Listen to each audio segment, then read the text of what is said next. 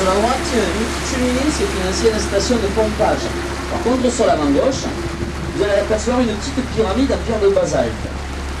C'est la traille, le treuil. Traille, c'est un occitan. Alors le treuil permet aux péniches de passer d'une rive du fleuve à une autre. Jusqu'ici, les péniches n'étaient pas équipées de moteur. Le seul moyen de traverser le fleuve est deux longs câbles qui passaient au-dessus de nos têtes. Grâce à ces câbles, les péniches pouvaient se laisser glisser d'une rive à une autre. Ces câbles, on les faisait partir de ces deux petites pyramides en pierre de basalte, dont l'une se trouve sur la gauche à terre. Voilà comment traverser le fleuve. Les chevaux, on les faisait passer par la ville, ou bien on les embarquait à bord. Et là, nous allons emprunter une autre écluse qui joue un rôle déterminant à Agde. C'est l'écluse de Prades, mais l'écluse de Garde. Ici, c'est un cas particulier au canal. Ici, ce n'est pas la montagne noire qui l'alimente, c'est le fleuve Léron.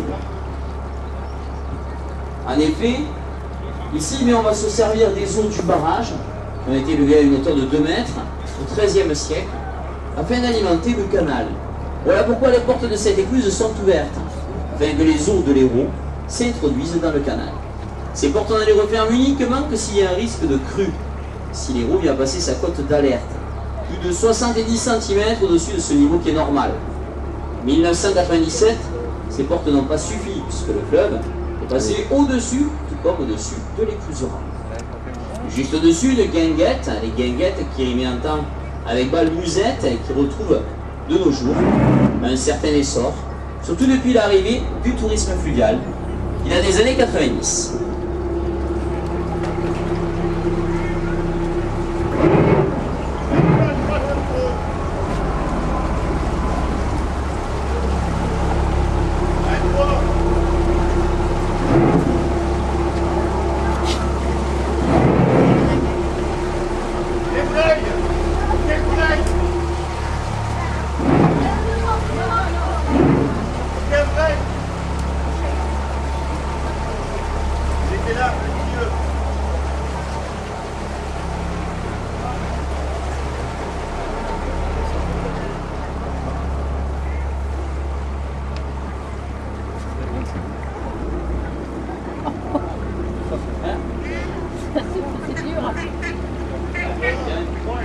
Voilà, ils vont pas pouvoir enlever. Sur le frein, on pète une hélice. Ah, d'accord. J'entends bien, j'imagine qu'il y avait un problème que je ne pouvais pas deviner.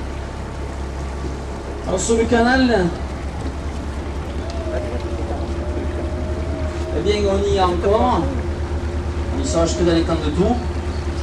Et on va bien passer ici un virage et on va passer sous un pont. Alors sur le canal, vous avez 130 ponts. Ces ponts, au départ, ils n'existaient pas. Ils ont été construits un peu plus tard. On s'est aperçu après bien qu'il fallait tristement faire de très longs détours. C'était pas commode, notamment pour les paysans, aussi pour changer de chemin de halage. Donc on les a construits, les plus anciens sont les plus voûtés, les plus cintrés. Celui-ci il a été malheureusement détruit, c'est le pont marseillan. Il a été reconstruit en béton. On aperçoit sur la droite l'ancien chemin de halage en pierre. Le pont de Prades, qui porte le même nom que l'écluse, car Prades veut dire en occitan le pré, la plaine. Et on se trouve ici sur le site de la plaine. L'occitan, c'est la langue du sud, qu'on parlait encore au début du XXe siècle. La langue qui est maintenant remise à jour grâce aux calendrettes, qui sont les écoles occitanes. La rue d'origine de la ville de Marseillan sur la gauche, à celle d'Agde sur la droite. Alors, juste après le pont se trouvait autrefois une demi-écluse. La demi-écluse de Prades. L'écluse que nous venons de franchir n'existait pas. Elle a été construite seulement en 1855. Une demi-écluse, c'est comme l'indique son nom, une écluse qui a seulement 2 portes, non pas 4 portes. Ces 2 portes vont permettre de contenir le fleuve Léron durant ces inondations. Et ce fait, durant les inondations, la navigation ne pouvait pas s'effectuer. Les portes étaient refermées. Alors afin de remédier à cela, on a détruit cette demi-écluse pour construire l'écluse que nous venons de franchir. Voilà pourquoi vous avez